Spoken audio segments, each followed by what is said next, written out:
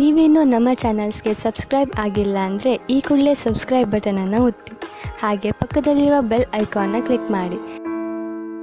First card ನನಗೆ 5 of swords ಬಂದಿದೆ. 5 of swords it self is A fighting card ಅಂತ ಹೇಳ್ತೀವಿ. ಸೊ ತುಂಬ ಜಗಳ, ತುಂಬ ಆರ್ಗ್ಯುಮೆಂಟ್, ಸೋ ಮಚ್ ಫೈಟಿಂಗ್ ಅಂತ ಕಾರ್ಡ್ ಹೇಳುತ್ತೆ. ಸ್ವಲ್ಪ ಟ್ರಿಗರಿಂಗ್ ಇರುತ್ತೆ. ಅದರ್ ಪರ್ಸನ್ ಏನೇ ಹೇಳಿದ್ರು ಯಾವುದಕ್ಕೂ ಟ್ರಿಗರ್ ಮಾಡ್ತಾ ಇದ್ದಾರೆ ಅಂತ ಅನಿಸುತ್ತೆ. ಇದರಿಂದ ಆರ್ಗ್ಯುಮೆಂಟ್ ಸ್ಟಾರ್ಟ್ ಆಗಿ ಸೊ ಕಮ್ಯುನಿಕೇಷನ್ ಸ್ಟಾಪ್ ಆಗೋ ಅಂಥ ಚಾನ್ಸಸ್ ಇದೆ. ಮೇ ಬಿ ಕೇರ್ಫುಲ್ ಆಗಿರಿ ಅಂತ ಹೇಳ್ತೀನಿ.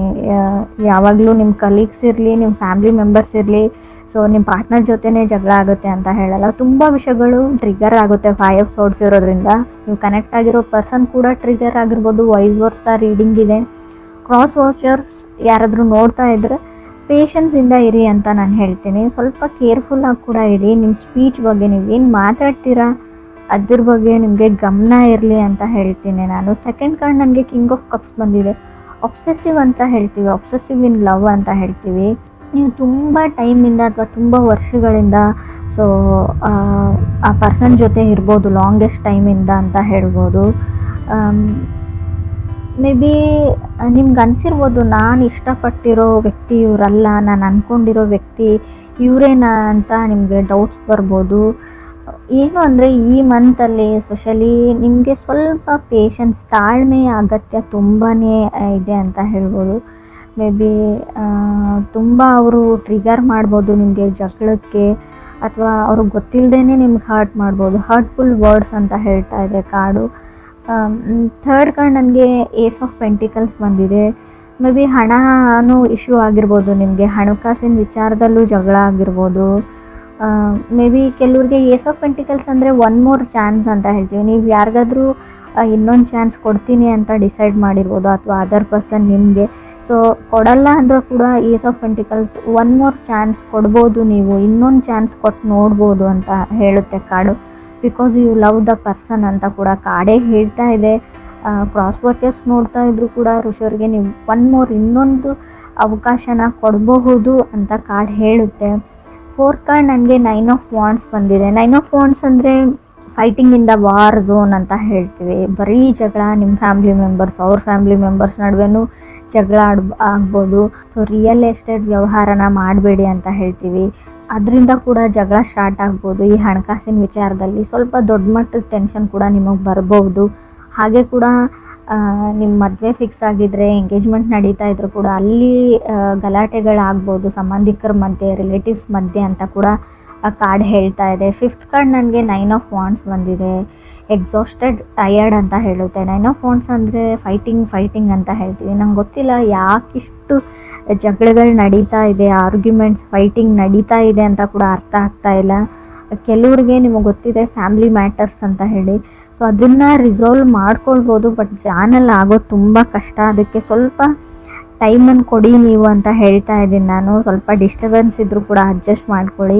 6th ಕಾರ್ಡ್ ನನಗೆ 6 ಆಫ್ ಸಾರ್ಟ್ಸ್ ಬಂದಿದೆ.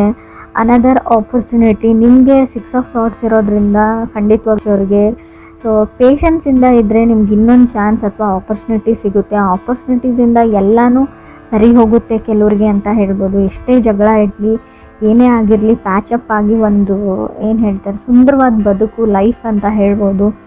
7th ಕಾರ್ಡ್ ನನಗೆ 5 ಆಫ್ ಸಾರ್ಟ್ಸ್ ಬಂದಿದೆ.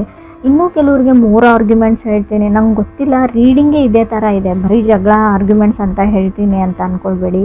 Fighting for a wrong reason ಅಂತ ಹೇಳುತ್ತೆ. ನೀವು ಅಥವಾ ಅದರ್ ಪರ್ಸನ್ನು ಒಂದು ತಪ್ಪಾದ ಕಾರಣಕ್ಕೆ ನೀವು ಜಗಳ ಆಡ್ತಾ ಇದ್ದೀರಾ. 5 ಆಫ್ ಸಾರ್ಟ್ಸ್ ಇರೋದ್ರಿಂದ ಸ್ವಲ್ಪ ಯೋಚನೆ ಮಾಡಿ, ಪೇಷನ್ಸಿಂದ ನೋಡಿ, ನಾನು ಸರಿ ಇದ್ದೀನಾ, ನಾನು ಮಾತಾಡೋ ವಿಷಯ ಸರಿ ಇದೆಯಾ, ನಾನು ಆರ್ಗ್ಯುಮೆಂಟ್ ಮಾಡ್ತಾ ಇರೋ ಟಾಪಿಕ್ ಯಾವ ಥರ ಇದೆ, ಸಿಚುವೇಶನ್ ಸರಿಯಾಗಿದೆಯಾ ಅಂತ ಯೋಚನೆ ಮಾಡಿ. ಈ 8th ಕಾರ್ಡ್ ನನಗೆ 6 ಆಫ್ ವಾಂಡ್ಸ್ ಬಂದಿದೆ. Quick to exit. ತುಂಬ ಬೇಗ ನಾನು ಬಿಟ್ಬಿಡ್ತೀನಿ, ನಾನು ಸಪ್ರೇಟ್ ಆಗಿಬಿಡ್ತೀನಿ, ಡಿವೋರ್ಸ್ ತೊಗೊಂಡ್ಬಿಡೋಣ ಅಂತೀರಾ ನೀವು ಅಥವಾ ಅದರ್ ಪರ್ಸನ್. ಅವ್ರಿಗೆ ನಿಮಗೆ ಬ್ಲೇಮ್ ಬರುತ್ತೆ ಅಂತ ಹೇಳ್ಬೋದು. ಬಟ್ ಇಬ್ಬರದ್ದು ಫಾಲ್ಟ್ ಇದೆ. Both people have A fault ಅಂತ ಕಾರ್ಡ್ ಹೇಳ್ತಾ ಇದೆ.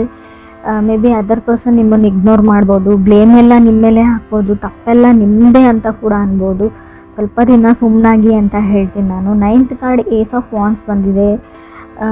ಇಗ್ನೋರ್ ಮಾಡ್ತಾ ಇದ್ದಾರೆ. Doing silent treatment. ನೀವೆಷ್ಟೇ ಕಾಲ್ ಮಾಡಿ, ಮೆಸೇಜ್ ಮಾಡಿ ರೆಸ್ಪಾನ್ಸ್ ಮಾಡಲ್ಲ, ಕಾಲ್ ಪಿಕ್ ಮಾಡ್ತಾ ಇಲ್ಲ ಅಂತ ಕೂಡ ನಿಮ್ಮ ಕಂಪ್ಲೇಂಟ್ ಇರ್ಬೋದು, ಅಥವಾ ನೀವು ಈ ಥರ ಮಾಡ್ತಾ ಇರ್ಬೋದು, ಅದರ್ ಪರ್ಸನ್ಗೆ ಇಗ್ನೋರ್ ಮಾಡ್ತಾ ಇರ್ಬೋದು ಅಂತ ಕಾರ್ಡ್ ಹೇಳ್ತಾ ಇದೆ.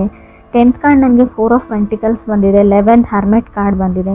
ನೋ ಕಮ್ಯುನಿಕೇಷನ್ ಅಂತ ಹೇಳುತ್ತೆ. ಕಮ್ಯುನಿಕೇಷನ್ ಇರಲ್ಲ, ತುಂಬ ಸೆನ್ಸಿಟಿವ್ ಇದ್ದಾರೆ ಪರ್ಸನ್. ಮೇ ಬಿ ನಾನಿಲ್ವಾ ಅಂತ ನೀವು ಕೇಳ್ಬೋದು, ಬಟ್ ನೀವು ಕನೆಕ್ಟ್ ಆಗಿರೋ ವ್ಯಕ್ತಿ ತುಂಬ ಸೆನ್ಸಿಟಿವ್ ಪರ್ಸನ್ ಅಂತ ಹೇಳ್ಬೋದು. ಚಿಕ್ಕ ಪುಟ್ಟ ವಿಷಯಕ್ಕೂ ತುಂಬ ಸೆನ್ಸಿಟಿವ್ ಆಗ್ತಾರೆ ಅವರು. ಹರ್ಮೆಟ್ ಕಾರ್ಡ್ ಬಂದಿರೋದ್ರಿಂದ ಡಿಪ್ರೆಷನ್ ಅಂತ ಹೇಳ್ತೀನಿ ನಾನು, ಆ್ಯಂಗ್ಸೈಟಿ, ತುಂಬ ಆತಂಕದಲ್ಲಿರ್ತಾರೆ ಅವರು ಅಥವಾ ನೀವು. ಸೋಲ್ ಸರ್ಚಿಂಗ್ ಅಂತ ಕೂಡ ನಾವು ಕರಿತೀವಿ ಇದನ್ನು. ನಾನು ಒಂಟಿ ಆಗಿದ್ದೀನಿ, ನನಗೆ ಯಾರೂ ಇಲ್ಲ ಅಂತ ಲೋನ್ಲಿನೆಸ್ ಕೂಡ ಫೀಲ್ ಆಗ್ಬೋದು ನಿಮಗೂ ಅಥವಾ ಅದರ್ ಪರ್ಸನ್ಗೂ. 12th ಕಾರ್ಡ್ ನನಗೆ 8 ಆಫ್ ಕಪ್ಸ್ ಬಂದಿದೆ. ನೀವು ಕೂಡ ತುಂಬ ಟಯರ್ಡ್ ಆಗಿ ಅಂತ ಹೇಳ್ಬೋದು. ಪೇಷನ್ಸ್ ಇಸ್ ಎವ್ರಿಥಿಂಗ್ ಅಂತ ಕಾರ್ಡ್ ಹೇಳುತ್ತೆ. ಆರ್ಗ್ಯುಮೆಂಟಿಗೆ ಹೋಗಬೇಡಿ ಅಂತ ಹೇಳ್ತೀನಿ. ನೋ ಟೈಮ್ ಫಾರ್ ಆರ್ಗ್ಯುಮೆಂಟ್ ಅಂತ ಇಟ್ಕೊಂಡಿರಿ ನೀವು ಮನಸ್ಸಲ್ಲಿ. ಸೊ ಇಗ್ನೋರೆನ್ಸ್ ಕೂಡ ಇದೆ. 13 ಕಾರ್ಡ್ ನನಗೆ 2 ಆಫ್ ಸಾರ್ಡ್ಸ್ ಬಂದಿದೆ.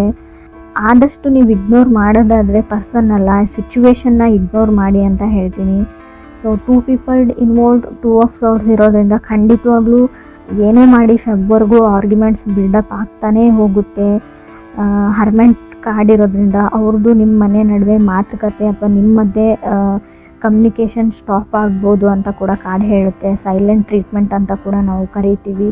ಸೊ 7th ಕಾರ್ಡ್ 5 ಆಫ್ ಸಾರ್ಡ್ಸ್ ಇರೋದ್ರಿಂದ ಮೇ ಬಿ ಅವ್ರ ಫ್ಯಾಮ್ಲಿ ಮೆಂಬರ್ಸೇ ನಿಮ್ಗೊಂದು ಇಶ್ಯೂ ಆಗಿದ್ದಾರೆ, ಅಥವಾ ನಿಮ್ಮ ಫ್ಯಾಮ್ಲಿ ಮೆಂಬರ್ಸ್ ಅವ್ರಿಗೆ ಇಶ್ಯೂ ಆಗಿರ್ಬೋದು. ನಿಮ್ಮ ಮಧ್ಯೆ ಪ್ರಾಬ್ಲಮ್ ಇಲ್ಲ ಅಂದರೂ ಪ್ರಾಬ್ಲಮ್ ತಂದಿಡ್ತಾ ಇರ್ಬೋದು ಅಂತ ಕೂಡ ಕಾರ್ಡ್ ಹೇಳುತ್ತೆ. ಫ್ರೆಂಡ್ಸ್, ಮೇ ಬಿ ನೀವಿಬ್ಬರು ಹಿಡಿದ್ರೆ ಇನ್ನೂ 3 ಮೆಂಬರ್ಸ್ ಇನ್ವಾಲ್ವ್ ಇದ್ದಾರೆ ಇದರಲ್ಲಿ.